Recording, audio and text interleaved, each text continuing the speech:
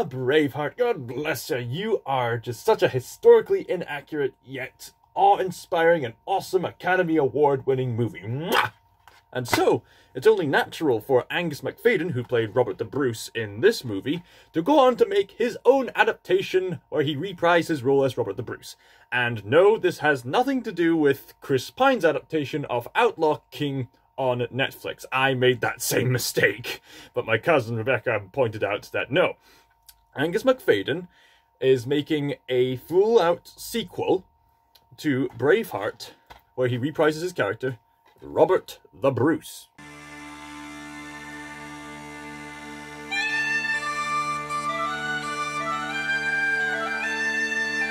Just to remind everybody, last year I had the fortunate opportunity to meet Angus MacFadyen in Glasgow.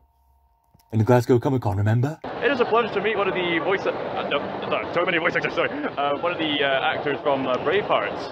Which one, Cal? I wonder what your response is after this film made such a big impact. It was nice to get more drops.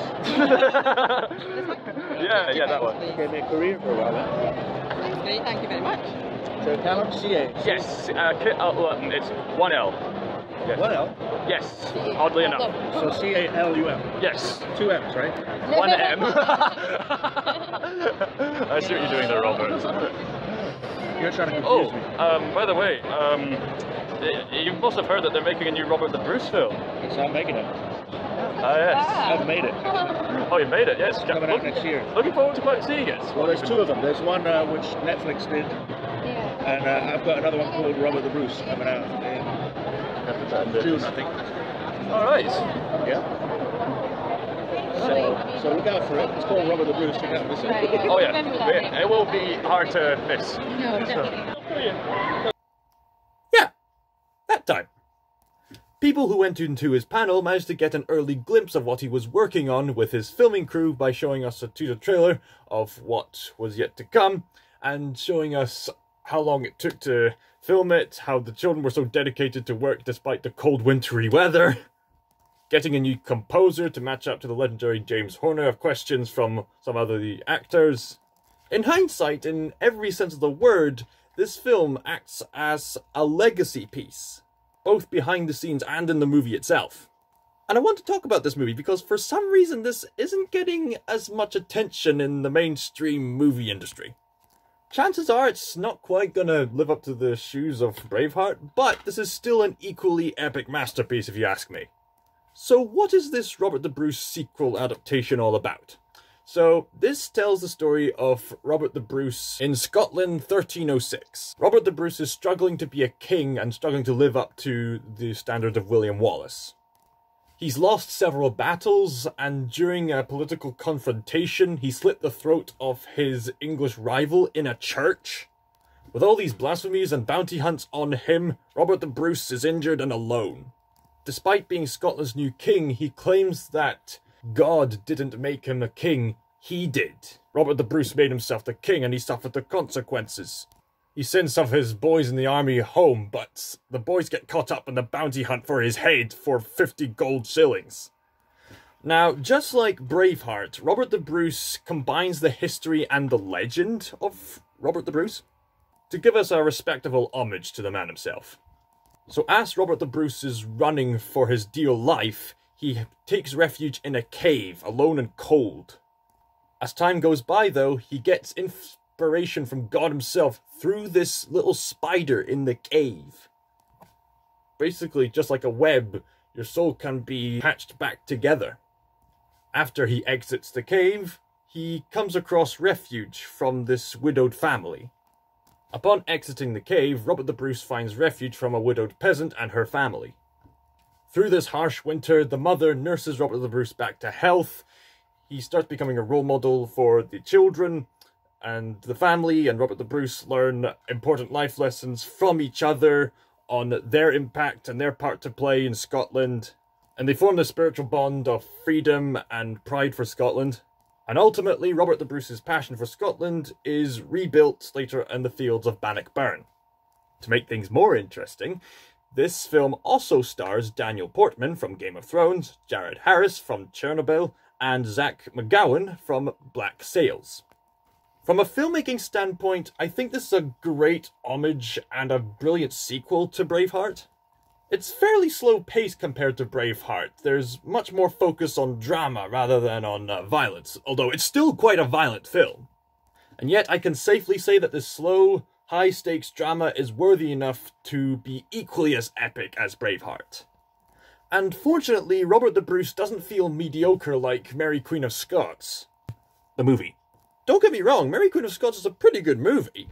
But I wouldn't call that film a masterpiece, just due to how oddly paced it was and how it spends too much time on being lurid than being effectively dramatic. Robert the Bruce, on the other hand, had my full engagement from beginning to end. It understands the weight of what the main character had to go through at the time. There's some political details scattered here and there, and I love its full embrace of Christianity. Especially from the mother character in this film. I think her name was Morag. Speaking of the mum, you're going to love this mother and her family. The little boy of the family in particular reminds me of my younger cousin. Always optimistic, always helpful, always willing to play about and practically have fun. I love this character.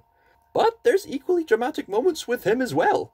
In fact, this little boy suffers just as equally as all the other characters here. And we understand his anger. He looks up to Robert the Bruce because he's the King of Scotland.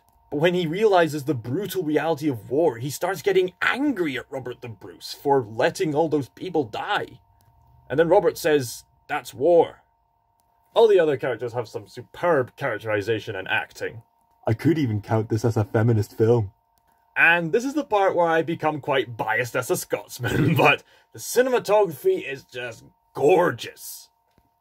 Breathtakingly sweeping, especially the final shot when the mother... I don't think I should spoil anything. When the camera is just going through and through all these hills and valleys. And just going and going and going, and it makes me think, wow, they must have had a lot of fun filming that shot. Also, during the end credits, my parents got a bit of deja vu from the singer of the final song. I believe her name was Lulu.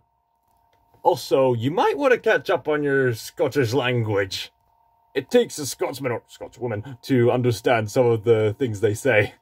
But you'll have a dandy time anyway. So, did Robert the Bruce, the movie, live up to Braveheart? I can safely say, yes, it did. It's a worthy and equally epic sequel, made out of love and passion, and has unfortunately gone highly unrecognized. So please spread the word about this movie, because this is a labour of love from Angus MacFadyen himself. He not only stars in it, but he also directed, produced, and wrote this movie. So to all my fellow Scots people out there, please show Angus MacFadyen all the love and support you can. By any means necessary, purchase this Scottish thriller drama. A Scottish piece of art that I would happily give an 11 out of 12. As always, thank you all so much for watching. And now for some afterthoughts. Do you like the new camera? It's on the new phone that I acquired, and everything looks so much crisper now. I feel so smooth now. Do any of you think this is a worthy adaptation of Robert the Bruce himself? Let me know in the comments down below. Thank you all once again, I'll see you all next time. Scotch Maya, signing out.